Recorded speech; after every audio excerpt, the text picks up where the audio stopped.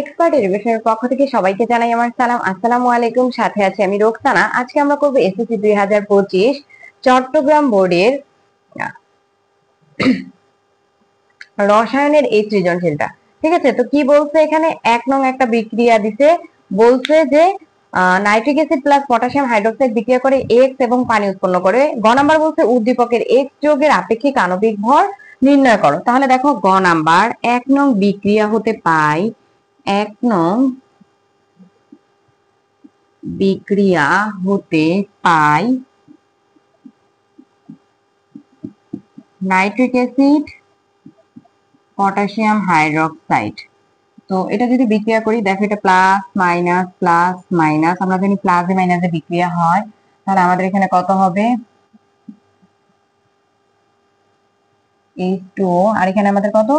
Potassium nitrate, তাই তো? তাহলে কিন্তু এখানে বলে দিতে হবে। সুতরাং এক্স যৌগটি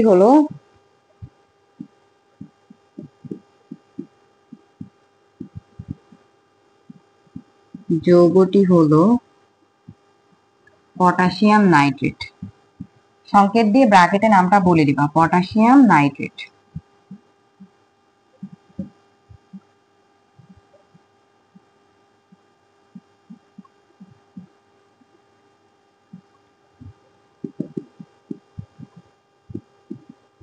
এর আণবিক ভর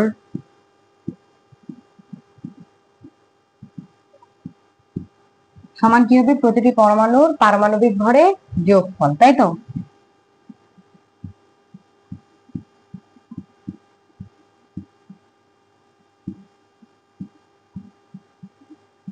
পারমাণবিক ভরের সমষ্টি বা যোগফল।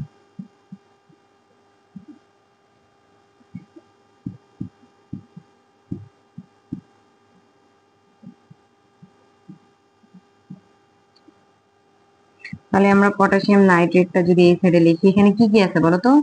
একটা পটাশিয়াম আছে, তাই না? প্লাস একটা নাইট্রোজেন আছে, প্লাস 3টা অক্সিজেন আছে। অক্সিজেন পরমাণু ফর্মে থাকলে এভাবে লিখতে হয়।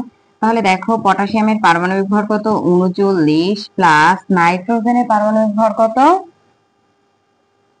14, প্লাস অক্সিজেনের পারমাণবিক ভর কত? 16। তাহলে এটা 39, 14, 3 কত? 48।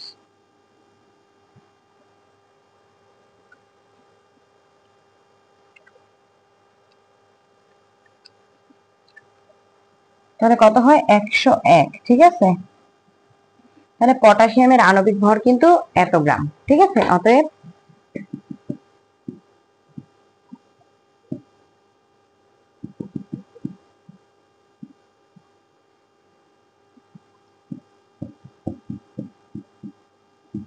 গ্রাম এককে এত। ঠিক আছে, এবার দেখো আমাদের কাছে কি বলছে?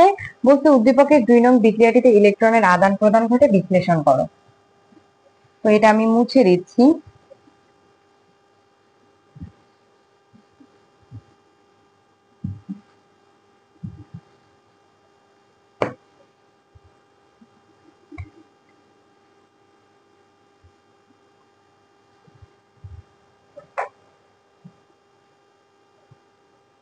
দুই নং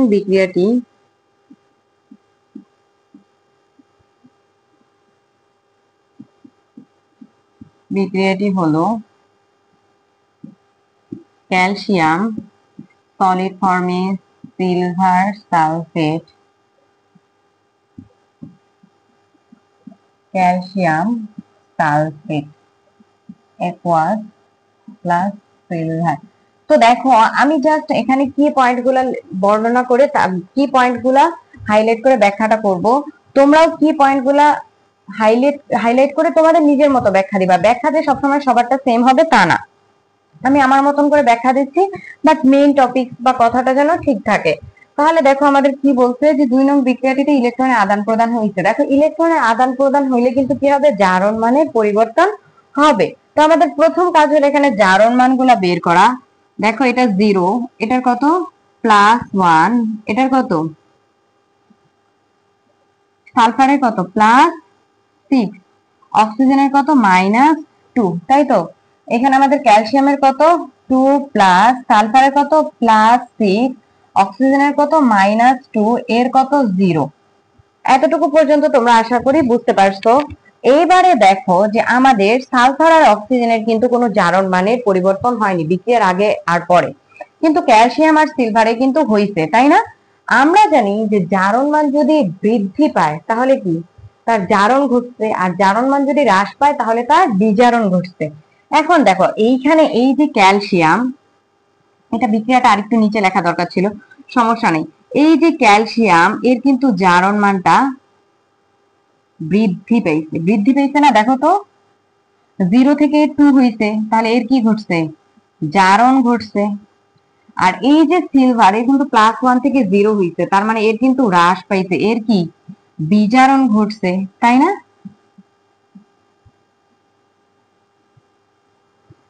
তাই তো। এখন আমরা এটা ব্যাখ্যা দিব যে উদ্দীপকের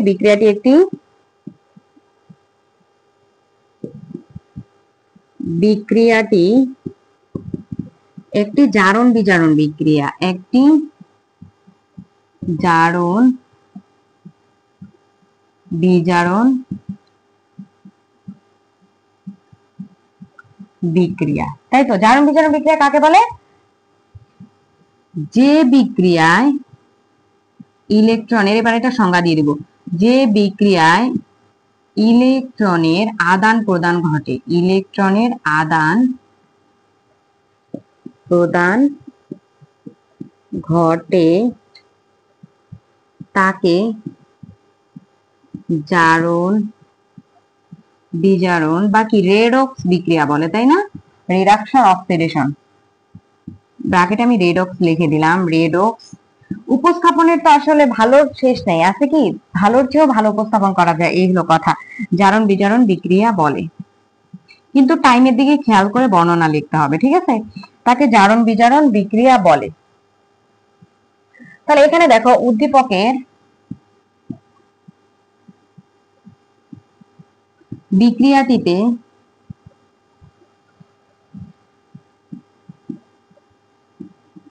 বিক্রিয়ার আগে এবং পরে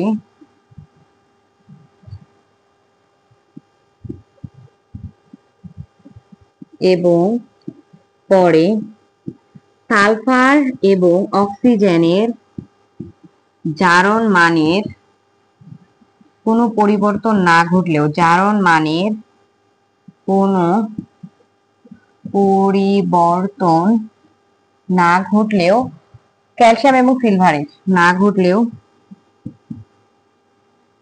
ক্যালসিয়াম এবং সিলভারের পরিবর্তন ঘটেছে, তাই তো?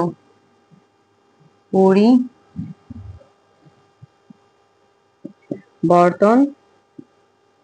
ঘটেছে। ক্যালসিয়ামের জারণ মান বিক্রিয়ার পরে কি বৃদ্ধি পেয়েছে, তাই না? বিক্রিয়ার পরে বৃদ্ধি পেয়েছে।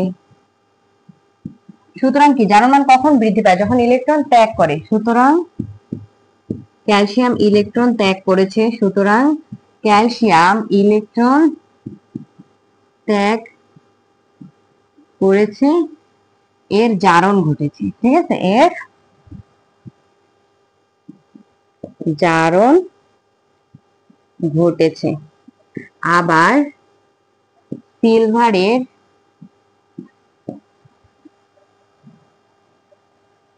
জারণ মানে কি? সিলভারের জারণ মান বিক্রিয়ার পরে কি হ্রাস পেয়েছে, তাই না? বিক্রিয়ার পরে হ্রাস পেয়েছে, সুতরাং এর বিজারণ সুতরাং ইলেকট্রন গ্রহণ করেছে, ইলেকট্রন গ্রহণ করেছে, অর্থাৎ এর বিজারণ ঘটেছে, ঠিক আছে? অর্থাৎ এর বিজারণ ঘটেছে।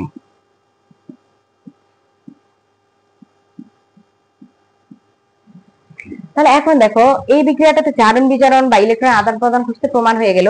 ইলেকট্রনের আদান প্রদান কিন্তু আমাদের চারটা বিক্রিয়াতে পড়ছি, সংযোজন, বিয়োজন, প্রতিস্থাপন, দহন। এটা কোনটা? প্রতিস্থাপন, কারণ এখানে অধিক সক্রিয় মৌল কর্তৃক কম সক্রিয় মৌলটা কি হয়েছে? প্রতিস্থাপিত হয়েছে। লিখবো, যেহেতু এখানে বলে দিব, না বলে দিলেও কিন্তু সমস্যা নাই, ওই যে ভালো শেষ নাই, যেহেতু অধিক সক্রিয় মৌল কর্তৃক কম সক্রিয় মৌলটি প্রতিস্থাপিত হয়েছে, কম সক্রিয় মৌলটি প্রতিস্থাপিত হয়েছে,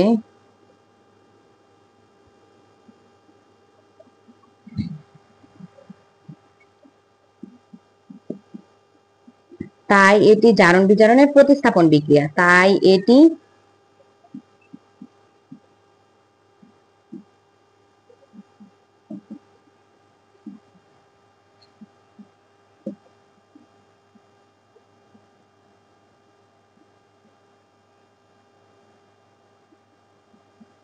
তাহলে আমরা যেহেতু এখানে দেখতেই পাইলাম যে জারণ বিজারণের মানের পরিবর্তন ঘটছে, তাই বলা যায় যে বিক্রিয়াটাতে ইলেকট্রনের পরিবর্তন ঘটছে।